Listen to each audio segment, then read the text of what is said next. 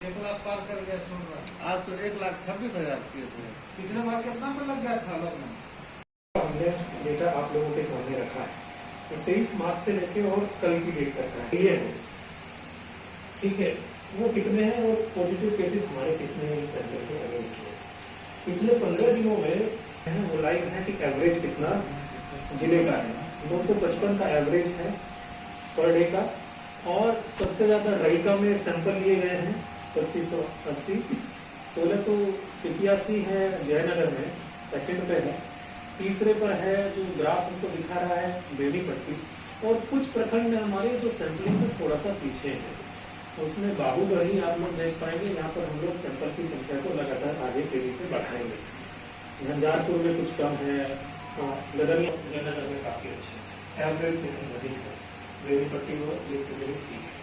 Next, अच्छा, ये हम 3 तरीके के जो टेस्ट कर रहे हैं, आरटीपीसीआर टेस्ट हम लोग कर रहे हैं, हम लोग एंटीजन टेस्ट कर रहे हैं, हम लोग 361 टेस्ट हमने किए हैं, तीनों को मिला देते हैं। ग्राफ में ब्लू जो बार है ये एंटीजन का है, रेड आरटीपीसीआर का है, तो ट्रूनेट का ग्रीन है। तो सबसे पहले टेस्ट लिए, उसमें एंटीजन के कितने थे, आरटीपीसीआर के कितने थे, ट्रूनेट के कितने थे। जैसे सरकार का डायरेक्शन हुआ कि आरटीपीसीआर क्योंकि गोल्डन टेस्ट है, आरटीपीसीआर में गलती होने की संभावना सबसे कम रहती है, तो ये वाला टेस्ट हमको सबसे ज्यादा करना है। तो 66% जो 27% जो टेस्ट हुए हैं वो एंटीजन के हैं, और 6% जो टेस्ट हुए हैं वो ट्रूनेट टेस्ट है। तो सबसे ज्यादा 66% हमने किया है। डायरेक्शन भी यही था कि टोटल जो सैंपल होंगे उसका 60% 70% के आसपास में सिर्फ आरटीपीसीआर होना चाहिए। दूसरा वाला जो ग्राफ है वो ये कह रहा है कि जितना हमने टेस्ट किया उसमें पॉजिटिव केसेस किस टेस्ट से कितने हैं। तो यहाँ पर हम देख रहे हैं कि केसेस हमारे पास में है, उसमें 38% केसेस हैं एंटीजन के टेस्ट के बाद में जो प्राप्त हुए, 33% केसेस हैं पॉजिटिव केसेस जो कि हमको आरटीपीसीआर टेस्ट के बाद प्राप्त हुए, और 29% जो है ट्रूनेट के। ट्रूनेट का टेस्टिंग सबसे कम हुआ, 6% हुआ, लेकिन पॉजिटिव केसेस की संख्या 29%। तीसरा वाला जो है ना वो इम्पोर्टेंट है, पॉजिटिविटी रेट, मतलब जितना सैंपल लिया उसमें से कितने परसेंट हमारे सैंपल कन्वर्ट हुए पॉजिटिव केसेस में। उसमें एंटीजन टेस्टिंग के बाद में 0.6%, जितने भी हमने एंटीजन टेस्ट लिए पॉइंट सर्वाधिक है, 0.2% लिया, और ट्रूनेट के 2% का पॉजिटिविटी रेट रहा। नेक्स्ट 30 तारीख तक का सप्ताह, दूसरे वाला जो है वो 30 तारीख से लेकर 5 तारीख तक का सप्ताह, साप्ताहिक तौर पर पिछले 2 सप्ताह का। और तीसरा जो बात है वो तो अभी मात्र 2 ही दिन का, उसमें रिपोर्ट 3 दिन का है, 6 तारीख से लेकर 8 तारीख तक का केस हमारे पास में पॉजिटिव आए इस सप्ताह में। 30 तारीख से लेकर और 5 तारीख तक का जो सप्ताह था, होली के जस्ट साथ में, उसके जस्ट बाद में 30 तारीख से लेकर 5 तारीख तक 57 केसेस हमारे 57 केसेस हो गए, बढ़कर 27 से बढ़कर 57, और पिछले 3 रोज में ये संख्या 9 की है। और इन तीनों सप्ताहों में, मतलब 2 फुल और तीसरा पार्शियल, इन दोनों सप्ताहों में जो टेस्ट हुए हैं वो 7,906 टेस्ट हुए हैं 23 तारीख से लेके 29 तारीख तक में, और 11,099 टेस्ट हुए हैं 30 तारीख से लेके 5 तारीख। तो टेस्ट की संख्या भी लगातार बढ़ी है, लेकिन केसेस की संख्या उससे कहीं तेजी से बढ़ी है। 7,000 से लेके 11,000, जैसे 27 से लेके 57 केस हो गए, 2 गुने से अधिक केस हो गए, लेकिन टेस्ट की संख्या 2 गुने से अधिक नहीं थी। नेक्स्ट, एनालाइज कर सकते हैं ये एज के हिसाब से भी, 0 से लेके 9 साल का एज, 10 से लेके 19, 20 से 29, 30 से 39, 40 से 49, 50 से 60, और देन मोर देन 60 सब टेस्ट हुए हैं इन 15 रोज में, जिसमें मेल टेस्ट 11,471 है और फीमेल 9,890 है। तो मेल का पार्टिसिपेशन थोड़ा सा ज्यादा है, लेकिन एज वाइज आप देखेंगे तो 60 साल से अधिक वाले उम्र में मेल के टेस्ट है ज्यादा और फीमेल टेस्ट है कम।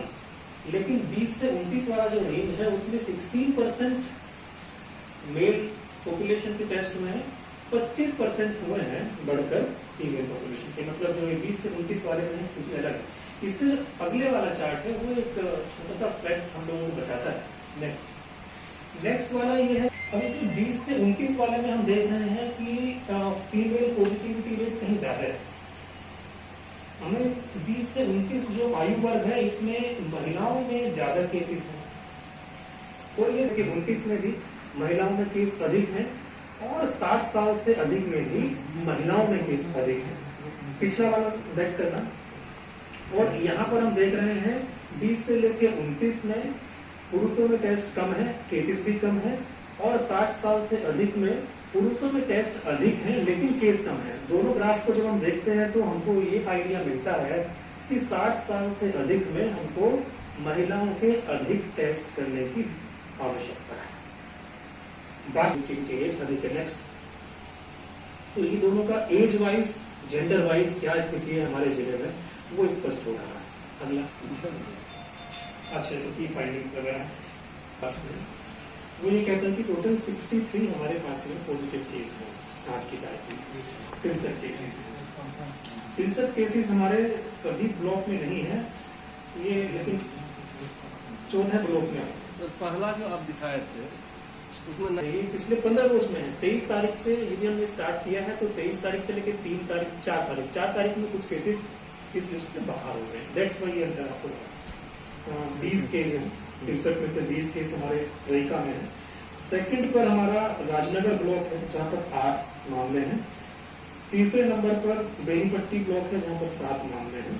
चौथे नंबर पर खजोली ब्लॉक है जहाँ पर 6 मामले हैं, और 5वें नंबर पर 15 थाड़ी है जहाँ पर 4 मामले हैं। बाकी ब्लॉक में 1, 2, 3 करके मामले हैं। ये हमारे 5 ब्लॉक वैसे थे जहाँ पर सर्वाधिक मामले देखने में आए हैं, और रईका और राजनगर इन दोनों में हमारे 28 मामले हैं टोटल 63 में।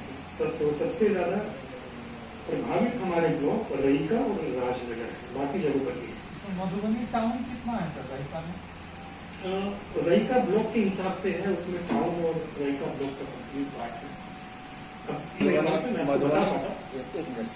मधुबनी टाउन में 10 केसेस है, 6 केसेस यहीं वाटसन स्कूल के पास, 2 जलधारी चौक के पास संस्कृत स्कूल जो है उसके पीछे में, 2 एक लहरियागंज में, एक प्रगति नगर में। बता देते हैं हम आपको, हमारे पास में पूरी लिस्ट है, काउंट करके बता दे रहे हैं कि टाउन एरिया में कितने केसेस हैं। रईका ब्लॉक में कागज के साथ दे दिया जाता है। कंटेनमेंट जोन हमारे यहाँ पर टोटल अभी 31 है, 31 कंटेनमेंट जोन। जहाँ पर भी पॉजिटिव केस मिला है उस घर को हम लोगों ने माइक्रो कंटेनमेंट जोन का सेंटर माना है, और उसके आसपास के जितने भी हाउस होल्ड्स हैं उन सब लोग को, उन सभी हाउस होल्ड्स में हम लोग सैंपल कलेक्शन अकाउंट तेजी से कर रहे हैं।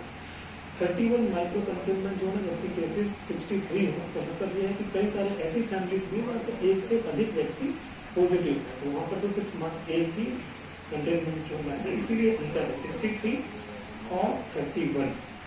मतलब एवरेज लगभग हमारा पर कंटेनमेंट जोन 2 व्यक्ति है। इसको इस तरीके से देख सकते हैं, समझ सकते हैं।